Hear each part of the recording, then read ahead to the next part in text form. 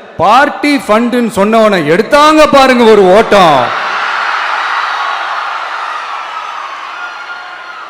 எனக்கே ஃபர்ஸ்ட் புரியல, ஏன்பா ஓடுறாங்க அப்படி என்ன நம்ம இப்போ சொல்லிவிட்டோம். அதான் அந்த குற்றம் உள்ள நெஞ்சுக்கு தான் குறுகுறேங்கும். இது எப்படி இருக்கு தெரியுமா? எங்க அப்பா பீரோக்குள்ள இல்லை, எங்க அப்பா பீரோக்குள்ள இல்லை அப்படின்னு சொல்ற மாதிரி.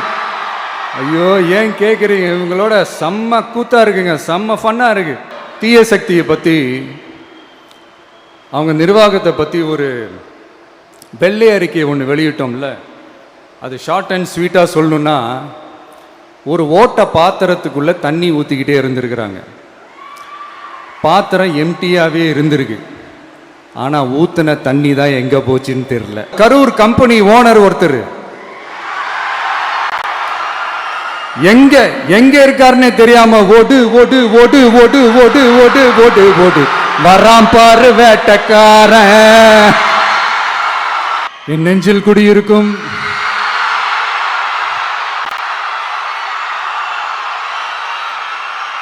கரூர் சொந்தங்கள், உங்கள் அனைவருக்கும் என்னுடைய வணக்கம். ஒரு மனுஷன் லைஃப்ல எவ்வளோ பெரிய ஒரு உயரத்துக்கு போனாலும் மனசளவில் சில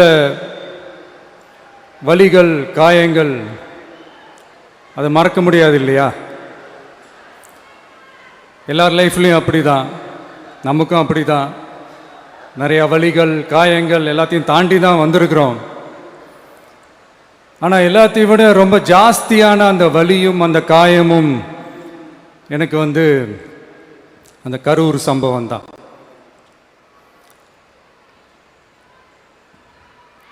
மக்களை சந்திக்கிறதுக்காக, மக்களை சந்திக்கணும், மக்கள் பிரச்சனைகளை எடுத்து பேசணும்.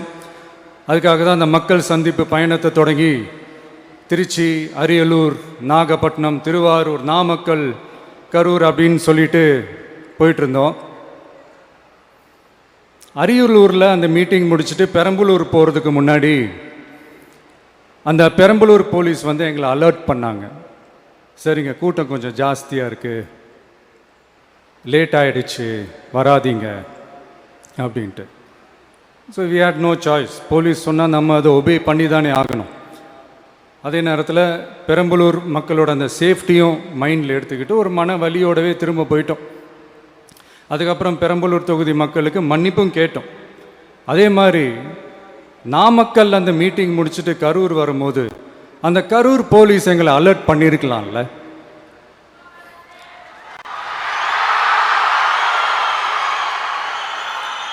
இல்லை சார், இங்கே எதிர்பார்த்ததை விட கொஞ்சம் கூட்டம் அதிகமாக இருக்குது, கண்ட்ரோல் பண்ண முடியல, வராதிங்க. அண்ட் போலீஸ் நினச்சா அவங்க அந்த மீட்டிங்கே கேன்சல் பண்ணலாம். ஏதோ தப்பாக இருக்குது, ஏதோ தப்பாக தோணுது அப்படின்னு நினச்சிட்டாலே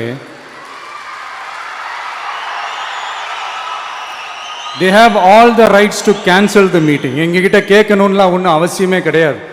ஆனால் அதையெல்லாம் எதுவுமே செய்யாமல் அந்த ஹைவேல இருந்து அந்த ஸ்பாட்டுக்கு போலீஸே எங்களை உள்ளே கூட்டிகிட்டு வந்து விட்டு அந்த நாடகம்லாம் இருக்கு பாருங்க.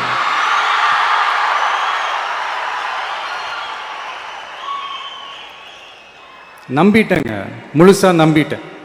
அன்னைக்கு இருந்த அந்த கரூர் போலீஸ் பேசும்போது தேங்க்ஸ்லாம் சொன்னேன் அவங்களுக்கு. எனக்கு தெரியாது இப்படி ஒரு நாடகம் நடக்கும். இதுக்கெல்லாம் யார் காரணம்? இதெல்லாம் யார் சொல்லி செஞ்சது?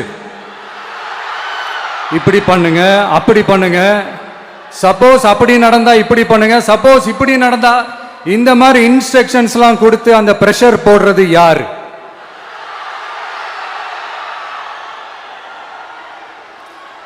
அந்த சம்பவத்தில் நம்ம யாரெல்லாம் இழந்திருக்கோம் தெரியுமா? ஒரு டிவியில் என் படமோ பாட்டோ வந்துச்சுன்னா, அம்மா விஜய் மாமா, அம்மா விஜய் மாமா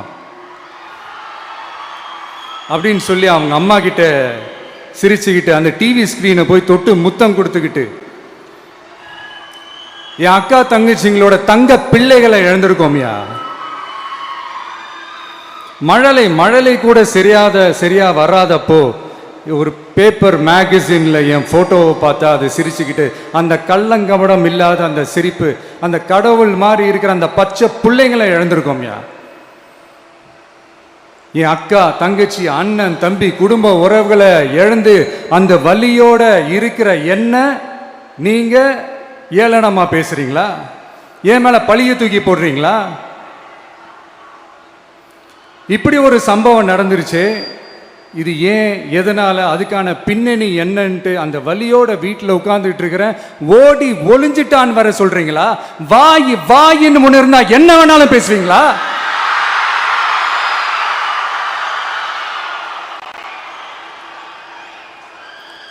மக்களே, நான் உங்களையே கேட்குறேன். அன்னைக்கு அத்தனை க்ரௌடு இருந்துச்சு. அந்த க்ரௌடுக்கு தகுந்த மாதிரி போலீஸ் பாதுகாப்பு கொடுத்தாங்களா? இந்த இடத்தை எடுத்துக்க சொல்லி நாங்க தான் சொன்னோம்னு ஒரு போலீஸ் ஆபீசர் பேட்டி கொடுக்கிறாரு. அதுக்கு என்ன அர்த்தம்? இவ்வளோ வலி, இவ்வளோ காயங்கள் கொடுத்துட்டு பழியை தூக்கி நம்ம மேல போட்டுட்டு அதுல ஒரு அரசியல் ஆதாயம் தேடுறீங்களேயா? இதுல வாய் கூசாம சட்டசபையில ஸ்டாலின் சார் நம்ம மேல திருப்பி விட்டு அங்க ஒரு அரசியல் செய்றாரு. அதுக்கு என்ன அர்த்தம்? நமக்காக வந்திருக்கிற மக்களை காக்க வைக்கிறதுக்கு நான் ஒன்னும் ஆதாயம் தேடுற அரசியல்வாதியெல்லாம் கிடையாது. மக்களுக்காக அரசியலுக்கு வந்தவன் இந்த விஜய். எனக்காக எல்லாமும் கொடுத்த என் மக்களுக்காக எல்லாத்தையும் விட்டுட்டு மக்களுக்காக மட்டுமே அரசியலுக்கு வந்தவன் இந்த விஜய். அவங்களுக்காக நன்றி கடன் செலுத்துறதுக்காக மட்டுமே அரசியலுக்கு வந்தவன் இந்த விஜய். உங்களுக்கு தான் இந்த விஜய் பத்தி நல்லா தெரியுமே.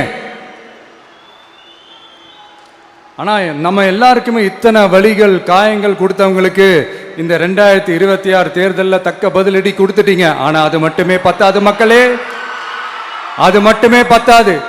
காலகாலத்துக்கும் எழுந்திருக்கவே முடியாத அளவுக்கு நிரந்தரமான ஒரு பதிலடியை நீங்க கொடுத்துக்கிட்டே இருக்கணும்.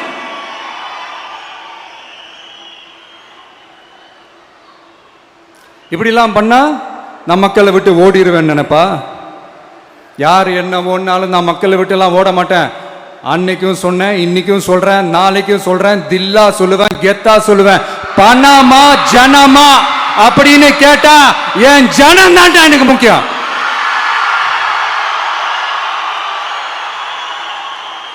மக்களே, உங்களை விட எனக்கு இந்த காசு பணம் முக்கியமா என்ன? இவ்வளோ குறைகள் நம்ம மேல சொல்றாங்களே, இப்ப நான் சொன்ன மாதிரி அவங்களால ஓப்பனா சொல்ல முடியுமா?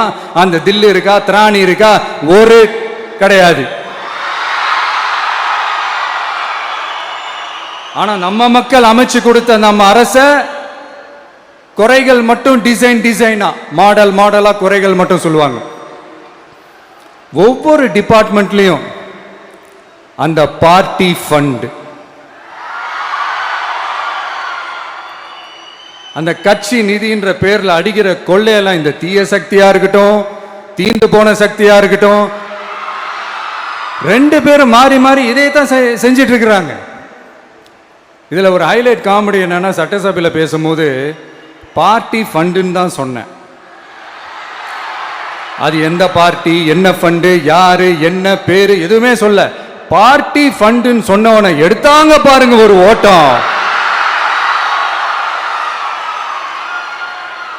எனக்கே ஃபர்ஸ்ட் புரியல, ஏன்பா ஓடுறாங்க? அப்படி என்ன நம்ம சொல்லிவிட்டோம்? அதான் அந்த குற்றமுள்ள நெஞ்சுக்கு தான் குறுகுறேங்கும். இது எப்படி இருக்கு தெரியுமா? எங்க அப்பா பீரோக்குள்ள இல்ல, எங்க அப்பா பீரோக்குள்ள இல்ல அப்படின்னு சொல்ற மாதிரி. ஐயோ, ஏன் கேக்குறீங்க? இவங்களோட செம்ம கூத்தா இருக்குங்க, செம்ம ஃபன்னா இருக்கு.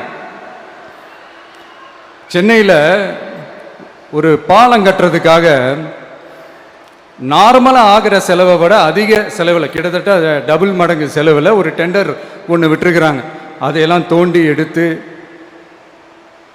அதெல்லாம் இப்போது கண்டுபிடிச்சி கேன்சல் பண்ணியிருக்கிறோம். இன்னும் எத்தனை கோடி ஊழல், எத்தனை லட்சம் கூடல் தோண்ட தோண்ட வருமோ எங்களுக்கே தெரில. ஒவ்வொரு முகமுடியாக கிழியுது. ஐயோ, இந்த விஜய் ஒவ்வொரு கதையா எடுத்து வெளியில விட்டுருவான் போலேன்ட்டு திரும்புற பக்கம்லாம் கதறல் கதறல் கதறல், காதலேருந்து ரத்தம் வராத குறை. ஆமா, இப்படி ஊழல்லே ஊறி போனவங்க இப்படிதான் இருப்பாங்க.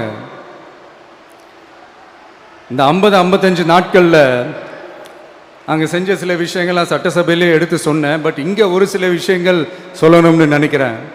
இந்த மின்சாரத்துறையில் இதுக்கு முன்னாடி போட முடியாமல் இருந்த அந்த பதவி உயர்வை இப்போ தான் எங்களால் போட முடிஞ்சுது. அதுக்காக ஒரு அக்கா அழுதுகிட்டே ஒரு நன்றி சொன்னாங்களே, அதெல்லாம் உங்க கண்ணில் படாது அந்த வீடியோலாம் குறை சொல்றவங்களுக்கு. அடுத்து லஞ்சம்லாம் ஒழிக்க முடியாது, ஊழல்லாம் ஒழிக்க முடியாது, அதெல்லாம் பிளட்டிலேயே ஊறி போய் இருக்கு அப்படின்னு சொன்னவங்க போய் ஒவ்வொரு கவர்மெண்ட் ஆபீஸா பாருங்க, ஒரு பைசா லஞ்சம் இல்ல, ஒரு பைசா ஊழல் இல்ல, வேலையெல்லாம் சும்மா டக்கு டக்கு டக்கு நடக்குது.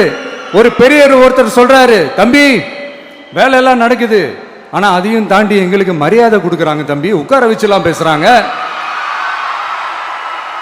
இதெல்லாம் இதுக்கு முன்னாடி நடந்ததே இல்லை. அவனை போய் பாரு, இவனை போய் பாரு, இந்த ஆபீசரை போய் பாருன்னு சொல்லி அலைய விடுவாங்க. இப்ப லஞ்சம் இல்லை, ஊழல் இல்லை, வேலையெல்லாம் உடனே நடக்குது. மக்கள் அப்படி ஒரு பெருமூச்சு ஒன்று விடுறாங்க. அதை பார்த்து நமக்கு அப்படி ஒரு ஹாப்பினஸ். இதுக்கு மேல என்ன வேணும்? ஏன் இதெல்லாம் பண்ண முடியாது? மனசுன்னு ஒண்ணு இருந்தா பண்ணலாம். இப்ப பண்ணல.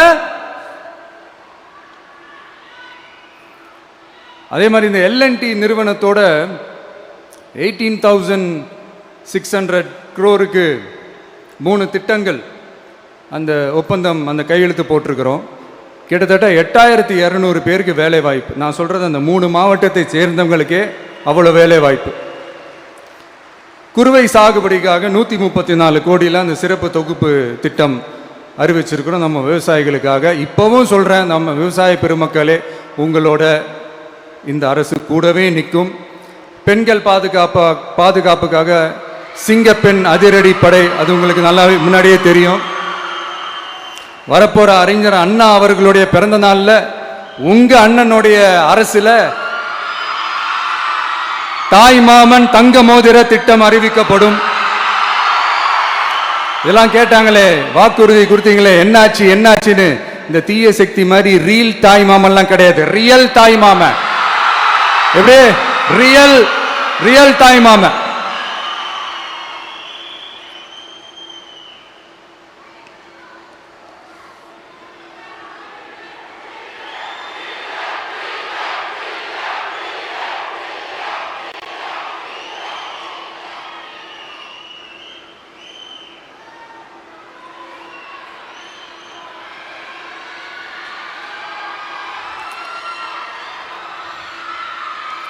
இந்த தீய சக்தியை பற்றி, அவங்க நிர்வாகத்தை பற்றி ஒரு வெள்ளை அறிக்கையை ஒன்று வெளியிட்டோம்ல, அது ஷார்ட் அண்ட் ஸ்வீட்டாக சொல்லணுன்னா, ஒரு ஓட்ட பாத்திரத்துக்குள்ளே தண்ணி ஊற்றிக்கிட்டே இருந்திருக்கிறாங்க. பாத்திரம் எம்டியாகவே இருந்திருக்கு, ஆனால் ஊற்றின தண்ணி தான் எங்கே போச்சுன்னு தெரில. கடவுளுக்கு தான் வெளிச்சம். அது மாதிரி இப்போ நம்ம சொன்னதெல்லாம் சும்மா ஒரு சாம்பிள் தான். இன்னும் வரப்போகிற நாட்களில் உங்கள் அரசனுடைய அந்த விஸ்வரூபத்தை நீங்கள் பார்ப்பீங்க. அடுத்து வாயத் தொடங்க சிஎம். அடாடா, உங்கள் சிஎம் நெஞ்சிலேயே குத்திட்டு வந்தீங்க பாருங்க, அதெல்லாம் வேற லெவல். பேசுங்கன்றீங்க, பேசுனா எந்திரிச்சு ஓடிடுறீங்க.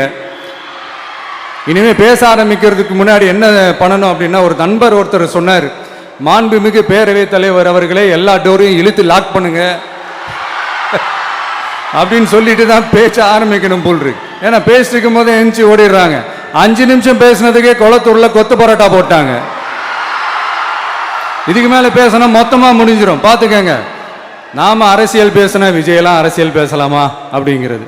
சரிப்பா, நமக்கு எதுக்கு வம்பு, நம்ம பாட்டுக்கு நம்ம வேலையை பார்ப்போம், எதுக்கு அவங்கள பற்றி பேசிக்கிட்டு அப்படின்னு இருந்தா விஜய்க்கு அரசியலே பேச தெரில அப்படிங்கிறது. இப்படியே மாறி மேகதாது அணையை பற்றி என்ன தெரியும், விஜய் அதை பற்றி பேசலை.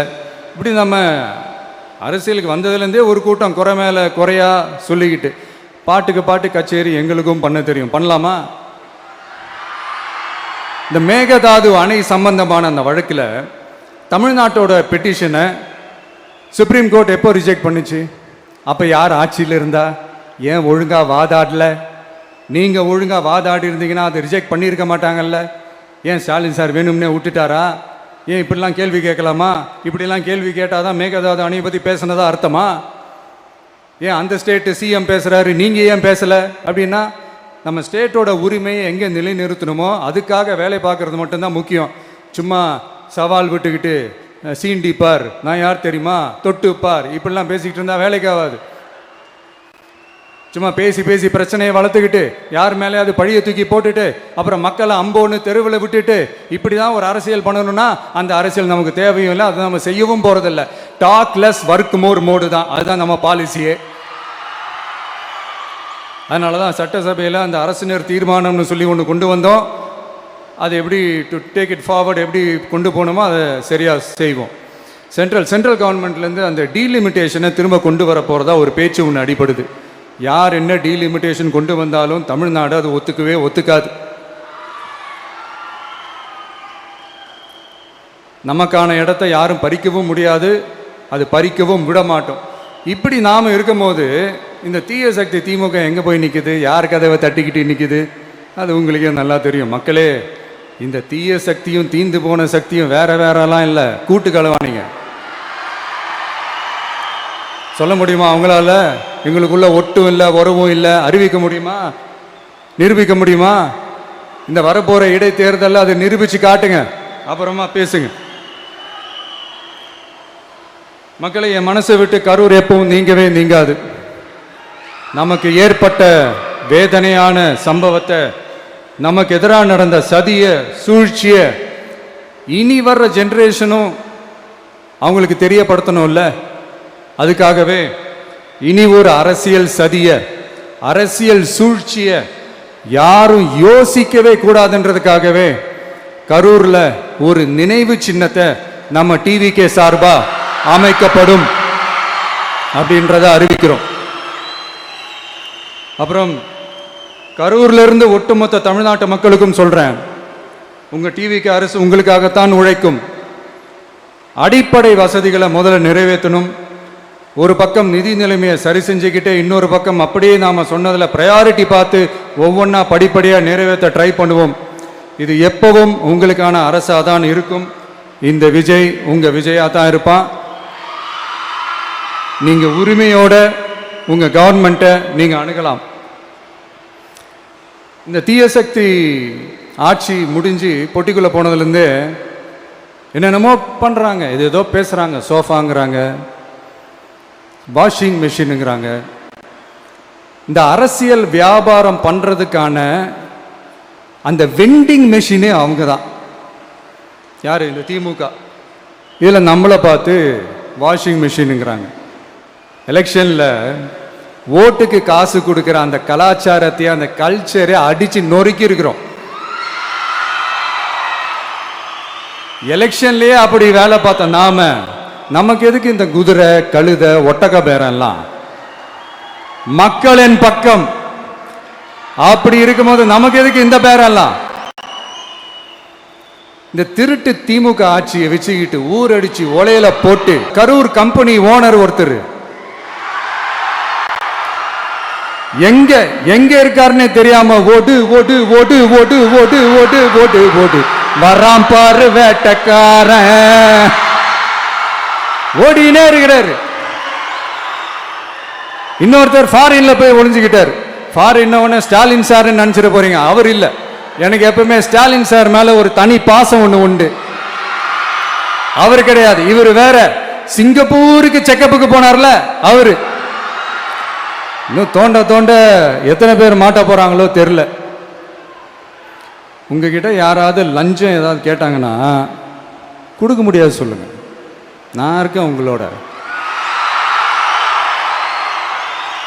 அப்படியே யாராவது ஃபோர்ஸ் பண்ணாங்கன்னா இது எங்க மகன், எங்க புள்ள, எங்க அண்ணன், எங்க தம்பி, எங்க விஜய், எங்க விஜயோட ஆட்சின்னு ஸ்ட்ராங்கா சொல்லுங்க. மக்களே, நீங்க கூட இருக்கும் போது லஞ்ச ஊழல் மட்டும் இல்ல, அதிகாரத்தை வச்சு ஆட்டம் போடுற யாரா இருந்தாலும் அடங்கிடுவாங்க. இந்த கடமை கண்ணியம் கட்டுப்பாடுன்ட்டு ஒரு காலத்துல கொள்கையோடு இருந்த கட்சியெல்லாம் இன்னைக்கு எப்படி இருக்கான்னு உங்களுக்கே தெரியும்.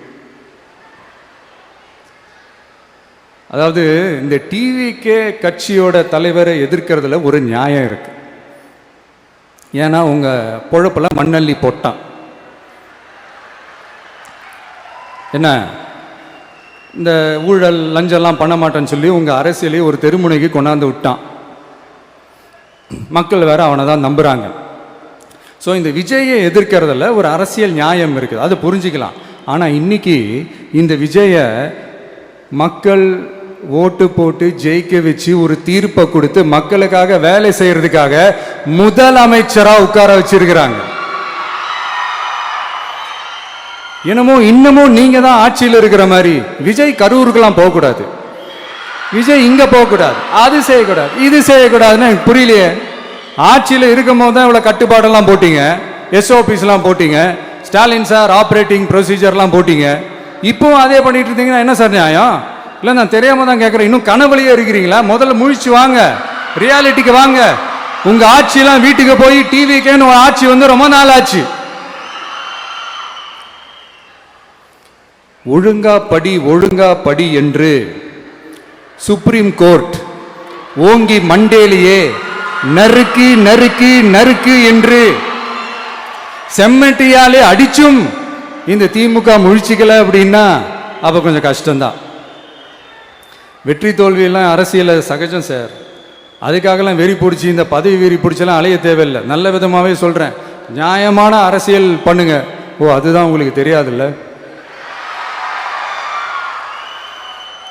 இந்த தீய சக்தி திருத்தவும் முடியாது, அவங்களா திருந்துவாங்கன்னு பார்த்தா அதுவும் நடக்க போறதில்ல. அதனால வரப்போற இடைத்தேர்தல மக்களே இந்த தீய சக்தி திமுகவை நல்லா வெச்சு வெளுத்து விடுங்க. கான்பிடண்டா இருங்க மக்களே, நல்லதே நடக்கும், வெற்றி நிச்சயம். மீண்டும் சந்திக்கும் வரை நன்றி, வணக்கம்.